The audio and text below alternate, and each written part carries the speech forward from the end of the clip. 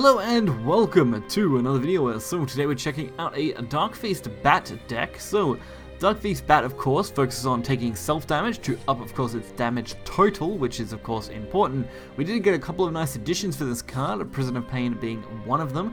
Really good self-ping effect, and that does a wondrous job of allowing us to basically go for lethal as we please. I actually think that was the only big addition to a Dark-Faced Bat list overall for Unlimited, which, honestly, not a huge surprise.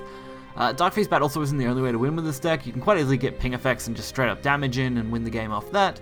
Otherwise, Diabond, actually a card I don't mind too much. I don't use it a lot, but if you can get Diabond out with something like Mask of Black Death or Vera on board, you're looking at just straight up value. So as a 2-off, that's not a bad card at all. We will get straight into this deck and check it out. So kicking us off right from the get-go, we're going up against a Dragoncraft deck. Time to get started. Bow before Dark Dragoon, ruler of the Dragoncraft, skies. not a bad first matchup really for us to have here. It's actually going to be quite a decent one overall, I think. So it's Blood-Fed Flowerbed, going it down twice in a row, plus the sense that we already have Blood Pact and Gift of Bloodkin, potentially meaning a Flawless on turn 3 if we want it. For a pretty great play. Plus the amount of self-ping we're going to get now is absolutely insane. My sword will live. Legendary Fighter, a little awkward. Restless Parish. Ow.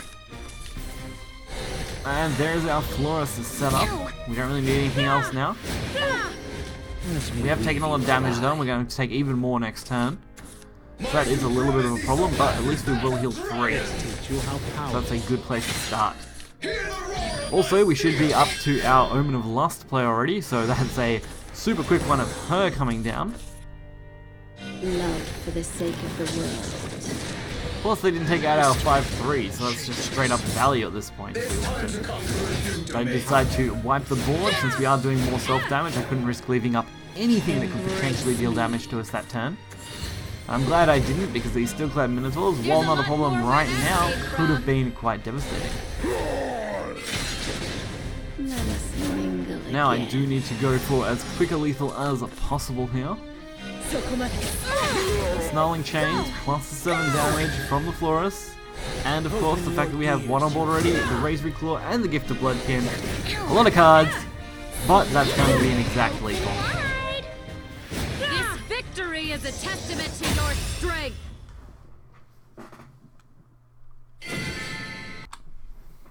So while that last game was quick, we are going straight into the next one with Shadowcraft. I mean, these decks typically do tend to be pretty quick. Time to get started. There's not a lot of super nuance to it other than making sure you can count your lethal correctly, making sure you're not going to go over too much that you put yourself in such a position that you can't make a comeback. Prison of Pain. It's a card that I don't get to use a lot, but when I do, it makes an impact. It's also a little high cost, but it is a draw card. Also, I believe I misplay it here in this game actually, so that'll be interesting when we get to that point for us. Blood-Fed Flowerbed on turn 2, since we didn't have it on turn 1. So this is where I actually could have taken full advantage of Prison of Pain. Prison of Pain is actually 2 pings in a single turn. It's actually got a Fanfare ping draw card and at the end of turn ping draw card. If I had went for Gift of Bloodkin, I could have got my Florus out there, which just straight up would have been a overall better turn. So I definitely wish I had have made that play correctly. Would have had a really good early lead. Very hard to deal with a Florus that early in the game without just using a Manifest Malice or something. Did decide to waste my Razory, just so I could of course remove Grimoire so I don't get free card draws out of those. Plus we get the 5-3 on board, so I wasn't worried about setting up my board. I'm coming for you. And now they're definitely pushing me here. So the problem now is I don't have any healing outside of the Florus that's on board. My word is my bond. That did get us a little bit, but it's not a lot. And if I want to go for some decent damage, I need to just start pumping more stuff to the board. Especially going for our 3rd Florus, which is going to be good. Since we already have one in hand, there's only one left in the deck. We do need that value wherever we can get it right now. Let me weave you alive. And 7 health on turn 5 for Shadow is actually not that easy for them to normally pump, so I'm pretty happy with that. In a pleasant dream. My word is my Plus, at this point, all we only need to do is reach Darkfeast Bat. So, if we can reach that, we'll be pretty set. Love for the sake of the And I did contemplate going for Dire Bond here, although going for Dire Bond would only leave us with, I think, 4 health. Well, actually, sorry, 3 health because of the ping at the end of the turn, and that was just too dangerous. I could not risk that. And I'm glad I didn't, because of course the Cerberus, if they had evolved the Coco, would have crushed me pretty hard. Or is it the Mimi? I can't remember. Whichever one deals damage. One of them deals damage. It's not really relevant on what their names are, I guess. Check this out.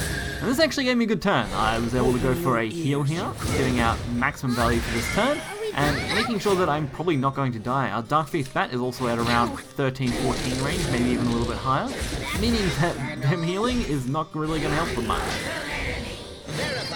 All we really need to do is play the Darkfeast Bat and close the game.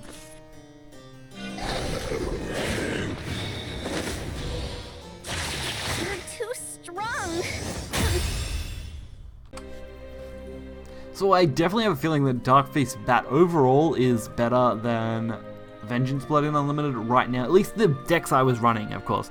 There are other variations of these decks. They could run better or worse depending on those variations, and that really does make a hell of a difference. The, of course, daily meta changes, you know, where there's slight shifts on what people are popularizing and playing, also make a difference in Unlimited, while typically you'll see stuff like Roach, which even a deck like this has trouble dealing with.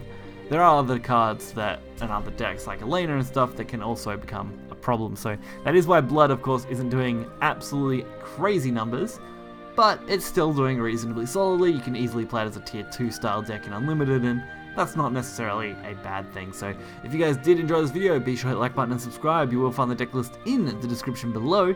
Until next time, guys, see ya.